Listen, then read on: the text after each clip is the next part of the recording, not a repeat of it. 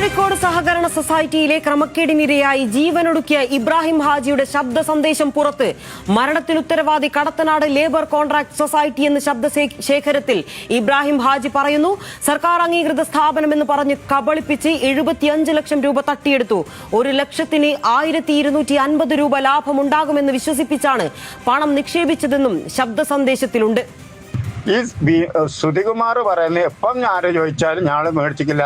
Vadakara police സ്റ്റേഷനിൽ 3 മാസം മുമ്പ് വിളിപ്പിച്ച് എൻ്റെ പേരിൽ പരാതി കൊടുത്തിട്ട് പോകാൻ പറഞ്ഞ് ഈ പൈസ പോലീസുകാരുടെ മുമ്പിൽ ഈ ബൗണ്ടിൻ്റെ ഒപ്പൊന്നും ഞാനിട്ടല്ല, ഈ എഗ്രിമെൻറ്റിൻ്റെ ഒപ്പും ഞാനിട്ടല്ല, ഞാനൊരു പൈസ ഇയാളെ മേടിച്ചിട്ടില്ല എന്നാൽ ഈ സുധികുമാർ പോലീസ് സ്റ്റേഷനിലടക്കം മൊഴി കൊടുക്കുന്നത്.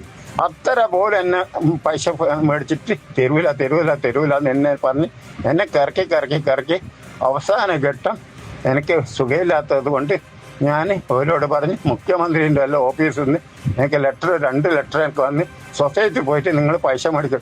അന്നേരം ഈ സൊസൈറ്റി പോയാൽ അതിൻ്റെ ഒരാഴ്ച മുന്നേൽ ലെറ്റർ വരുന്നതിൻ്റെ ഒരാഴ്ച മുന്നേൽ ബഷീർ എന്ന് പറയുന്ന വടകര ഗവൺമെൻറ് ഹോസ്പിറ്റലിൻ്റെ ഗേറ്റിൻ്റെ ഇരത്തുനിന്ന് എന്നെ വണ്ടി കയറ്റി കൊല്ലാൻ വേണ്ടിയിരുന്നു. നോക്കിയേക്ക് എന്ത് വടകര മജിസ്ട്രേറ്റ് കോടതിയിലെ ഫസ്റ്റിലത്തെ കേസ് നടക്കുന്ന ജാമ്യം ഇറങ്ങേണ്ട ദിവസമാണ്. അന്നാണ് മോനെ എന്നെ ഞാൻ ഹോട്ടലിൽ നിന്ന് ഭക്ഷണം വാങ്ങിയിട്ട് സൈഡിൽ കൂടി നടന്നു വരും, വണ്ടി ഒരൊറ്റ പൊളയക്കൽ. അങ്ങനെ നോക്കുമ്പോൾ ബഷീറാണ്. അങ്ങനെ ഞാൻ ഓഫീസിൽ നിന്ന് പറഞ്ഞു തരാം, സെക്രട്ടറി പറഞ്ഞ് ബാലൻസ് കുറഞ്ഞു വെച്ചാന്ന്. സെക്രട്ടറി അന്നേരം എങ്ങനെയാണ് അത് അറിയുന്നത്? ഓൻ അറിഞ്ഞുകൊണ്ട് എന്നെ കൊല്ലണമെന്ന് വിചാരിച്ചിട്ട് തന്നെ അവൻ കളിച്ച് ഭയങ്കര പൊളയക്കൽ. വണ്ടി ഈ പൊലേറ വണ്ടിയാ, ഈ കടത്തനാ സൊസൈറ്റിൻ്റെ വണ്ടിയാ ഓൻ ഓടിക്കുന്നന്ന്. എന്നിട്ട് ഞാൻ അതിൽ കംപ്ലയിൻറ്റ് ചെയ്യാൻ പറഞ്ഞു. എനിക്കെന്താ മെനക്കായിട്ട് കംപ്ലയിൻറ്റ് കൊണ്ട് ചെയ്തുകൊണ്ട് എന്താ കാര്യം? ചെയ്ത കംപ്ലയിൻറ്റ് പോലീസ് സ്റ്റേഷനിൽ എവിടെയെങ്കിലും എനിക്കൊരു നീതി കിട്ടുന്നുണ്ടോ? ഒരു സ്ഥലത്തുനിന്ന് എനിക്ക് നീതി കിട്ടും, പിന്നെ പോലീസ് സ്റ്റേഷൻ കൊല്ലുന്നുണ്ടെ കൊല്ലട്ടെ എന്ന് വെച്ചേ. വിവരങ്ങളുമായി ആകാശ് തടത്തിലാണുള്ളത്. ആകാശ്, ഇന്നലെ രാത്രിയാണ് ദാരുണമായി സംഭവം ഉണ്ടാകുന്നത്.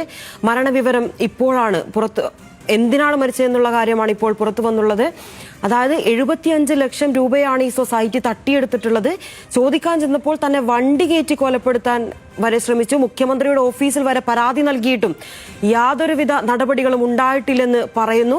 ഒരാളെ മാനസികമായി തകർക്കാവുന്നതിന്റെ പരമാവധി തകർത്ത് അയാളെ മരണത്തിലേക്ക് തള്ളിവിട്ടിരിക്കുകയാണ് ഒരു സൊസൈറ്റി. അങ്ങനെയല്ലേ മനസ്സിലാക്കേണ്ടത്?